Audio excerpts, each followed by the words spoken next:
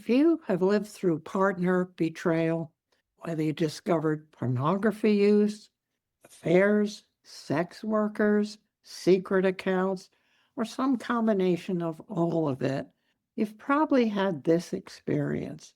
You tried to tell someone, a friend, a sister, your mother, and it didn't go the way you needed it to go. Maybe they jumped to a verdict before you even finished the sentence. Leave him. Or worse, don't be naive. All men do that.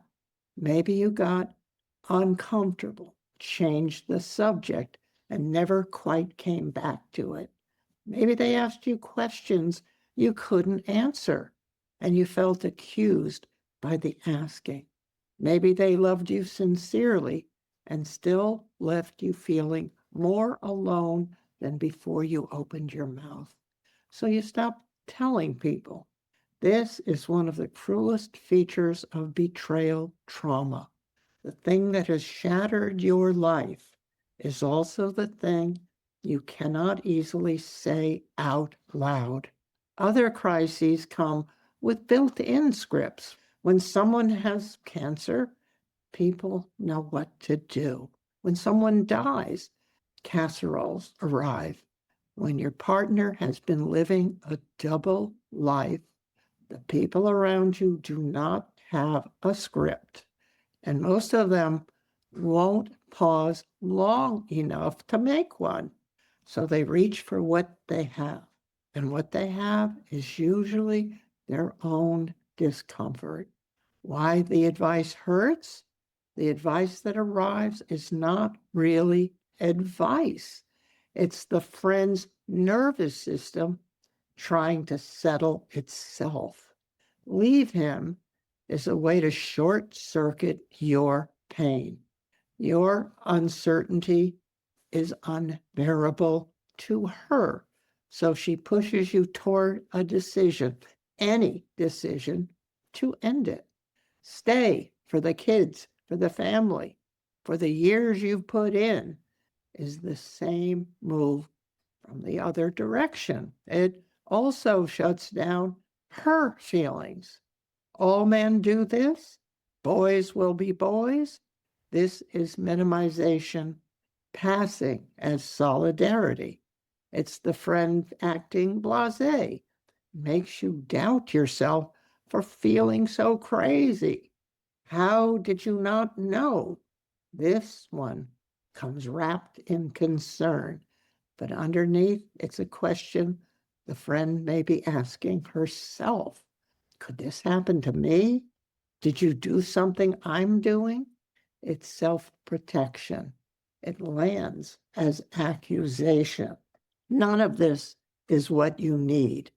What you need is someone who can sit beside you in your fog and not try to clear it. Someone who can hold that you are devastated and that you do not know what you are going to do and not need you to resolve it on their timetable. That kind of person is rarer than you would think. Many of your closest people will not be able to be that person. That's a separate grief, and it's real. Where to look? There are 12-step programs for partners. S-Anon, COSA, Recovering Couples Anonymous. They can help. Some partners find their footing there, especially in the early acute phase when you need rooms full of people who already know the experience of grief and pain and fear and don't flinch when you talk about it. These groups are free and are everywhere, really, frequently online. That's a place to start. But a 12-step group is not the whole answer, and it is not the answer for everyone. Some partners need the support of therapy. Some need a group with a trained betrayal trauma facilitator. Some need individual trauma therapy. And this is where I want to slow down a bit, because choosing the wrong helper can set you back. There's a kind of therapist who has positioned her or himself as a champion of partners. On paper, this looks like exactly what you want.